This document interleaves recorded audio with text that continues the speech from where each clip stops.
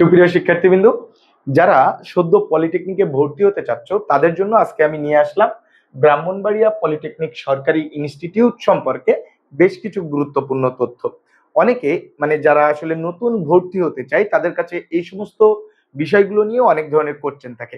তো এগুলো আমাদের অনেক শিক্ষার্থী আসলে আমাদের কমেন্টে জানতে চেয়েছিল, যার কারণে আসলে এই ভিডিওটা নিয়ে আসা। এরকম তোমাদেরও মনে যদি কোনো প্রশ্ন থাকে সেই প্রশ্নগুলো এই ভিডিওর কমেন্ট বক্সে করে যাবা। ইনশাল্লাহ আমরা সে সমস্ত বিষয় নিয়ে পরবর্তীতে ভিডিও নিয়ে আসব।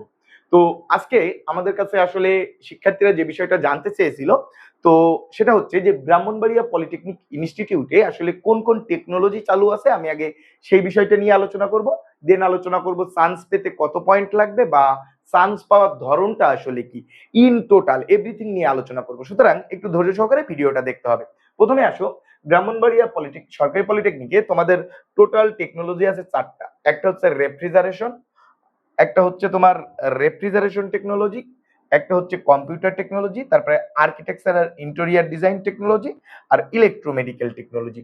এখন আসো, এই যে চারটা টেকনোলজি আছে, এখন এই চারটা টেকনোলজির কোন টেকনোলজিতে চাকরির ভবিষ্যৎটা কি বা বাংলাদেশের প্রেক্ষাপটে এই সাবজেক্টটার গুরুত্ব কতটুকু, এই বিষয়গুলো যদি জানতে চাও একটু কাইন্ডলি কমেন্ট বক্সে একটা টুক করে কমেন্ট ছেড়ে যাও এবং আমাদের চ্যানেলটা একটু ফলো করে রাখো, তাহলে আরো অনেক তথ্য কিন্তু জানতে পারবা। এখন আসো, তো এখানে দেখো প্রথম শিফট কি আর দ্বিতীয় শিফট কি। দেখো পলিটেকনিকে আসলে দুইটা শিফট হয়।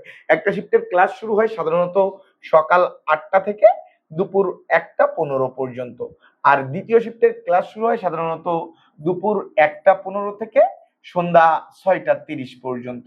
এরকম টাইমের একটা ক্লাস শিডিউল থাকে, তবে ঋতুভেদে সময়ের কিছুটা তারতম্য আসে। অনেক সময় দেখা যাচ্ছে টাইম শিফট একটু কমায় দেয়, অর্থাৎ যারা প্রথম শিফটে চান্স পাবে তাদের হচ্ছে সকালবেলা ক্লাস করতে হবে, যারা দ্বিতীয় শিফটে চান্স পাবে তাদের বিকালবেলা ক্লাস করতে হবে। এখানে কিন্তু প্রত্যেকটা শিফটের জন্য আলাদা আলাদা শিক্ষক ব্যবস্থা আছে।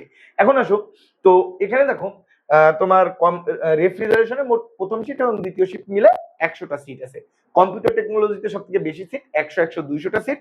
তারপরে আর্কিটেকচারে 50 50 100টা সিট, ইলেকট্রোমেডিক্যালে 50 50 100টা সিট আছে। এখন তোমার স্বপ্নের ডিপার্টমেন্ট কোনটা এর ভিতরে একটু আমাকে জানিয়ে যেও। তো দেখো, এখানে যদি চান্স পেতে চাও সেক্ষেত্রে আমি তোমাদের যে কথাটা বলবো যে আসলে যারা আমাদের চ্যানেলে আসলে অনেক ব্রাহ্মণবাড়িয়া পলিটেকনিকেরও শিক্ষার্থী আছে, তোমরা আসলে কে কত পয়েন্টে চান্স পেয়েছিলে, এসএসসি তে কত পয়েন্ট পেয়ে আসলে চান্স পেয়েছিলে, এটাও একটু কমেন্টে আমাদের জানায় যাবা যারা ব্রাহ্মণবাড়িয়ার শিক্ষার্থীরা আছো, তাহলে স্টুডেন্টরা আরো একটু বাস্তব অভিজ্ঞতা পাবে। এখন আসো, যে আমি আমার অভিজ্ঞতার আলোকে একটু কিছু আলোচনা করার চেষ্টা করি। দেখো বর্তমানে চান্স পাওয়ার নিয়ামক কিন্তু তোমার মার্কস, তাই না? বর্তমানে চান্স পাওয়ার নিয়ামক হচ্ছে তোমার মার্কস, অর্থাৎ তুমি এসএসসি তে, আমি ধরে নিলাম তুমি এসএসসি তে 4 পয়েন্ট পেয়েছো, অর্থাৎ 4 ইনটু তোমার 6, অর্থাৎ 4 6 24 মার্ক তুমি অলরেডি পেয়ে গেছো। এরপরে আসো, এইখানে সব থেকে মোস্ট কম্পিটিটিভ সেক্টর হচ্ছে কম্পিউটার, এই পলিটেকনিকের ক্ষেত্রে। তার কারণ কি, কম্পিউটার টেকনোলজির চাহিদাটা অনেক বেশি থাকে, আসলে কম্পিটিটিভ হয় এবং তার সিট সংখ্যাও দেখো অনেক বেশি, কিন্তু অন্যান্যগুলো আসলে তুলনামূলকভাবে কম। অর্থাৎ যদি আমি ধরে নিই ব্রাহ্মণবাড়িয়া পলিটেকনিকে আসলে কম্পিউটারের জন্য তুমি চয়েস দাও, সেক্ষেত্রে আসলে আচ্ছা এই বিষয়গুলো আবার একটু অন্য দিকে চলে যায়, আমি ওই বিষয়টা নিয়ে আরেকটা ক্লাস নিব তোমাদের জন্য ইনশাল্লাহ। তো দেখো, আমি বলি যে এখানে 24 মার্ক, এখন বাদ বাকি তুমি যদি এসএসসি তে যা নাম্বার পেয়েছো তাকে 6 দিয়ে গুণ করবা, গুণ করলে তোমার আসলে এক্সাক্ট কত মার্ক, আমার টোটাল 100 মার্কের ভিতরে, এই যে টোটাল 100 মার্কের ভিতরে একটা ডিভাইডেশন হবে, তার ভিতর থেকে তুমি অলরেডি এখানে 24 পেয়ে গেছো। তাইলে বাকি শিক্ষার্থীদের সাথে প্রতিযোগিতা করতে, অর্থাৎ ওই পলিটেকনিকে মনে করো তুমি কম্পিউটার টেকনোলজিতে আসলে আবেদন করছো, এখন ওই ব্রাহ্মণবাড়িয়া পলিটেকনিকে তোমার সিট আছে 100টা, সিট আছে কয়টা? 100টা।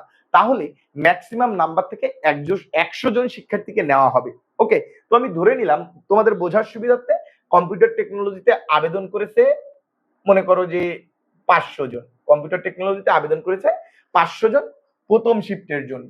ওকে, তাহলে তোমাদের চান্সটা আসলে কিভাবে হবে দেখো, তুমি এখানে 24 পেয়েছো এবং তোমার লিখিত পরীক্ষা এমসিকিউ পরীক্ষার জন্য মার্ক নির্ধারিত আছে 70। এইগুলো নিয়ে কিন্তু আমাদের আলাদা ভিডিও আছে যে 70 মার্ক কিভাবে কি পাবে, এটা নিয়ে আলাদা ভিডিও আছে, আমাদের চ্যানেলটা একটু খোঁজ করে দেখলে পাবে। এই যে 70 মার্কস পাবে, তো এই 70-এ মনে করো তাহলে কেউ যদি 5 পয়েন্ট পায়, তাহলে 5 ইন্টু 6 30, আর তার সাথে সে আমি ধরে নিলাম 65টা টিক হচ্ছে সঠিক করেছে, তাহলে মোট 95টা। তাহলে ম্যাক্সিমাম নাম্বার থেকে মিনিমাম নাম্বারে কমতে কমতে তোমার 100 জন শিক্ষার্থী নেবে। এখন এই 100 জন শিক্ষার্থীর নিয়ামক যদি তোমার বলবো যে 92 বা 94 তে এসে ঠেকে, তাহলে তাইরা চান্স পাবে। কথা ক্লিয়ার? আচ্ছা, আশা করি বুঝতে পেরেছো। এছাড়াও অন্য কোনো বিষয় যদি জানার থাকে অবশ্যই আমাকে কমেন্ট বক্সে জানিও। ইনশাআল্লাহ চেষ্টা করব পরবর্তীতে সেই সমস্ত বিষয় নিয়ে ভিডিও নিয়ে আসার জন্য। ধন্যবাদ।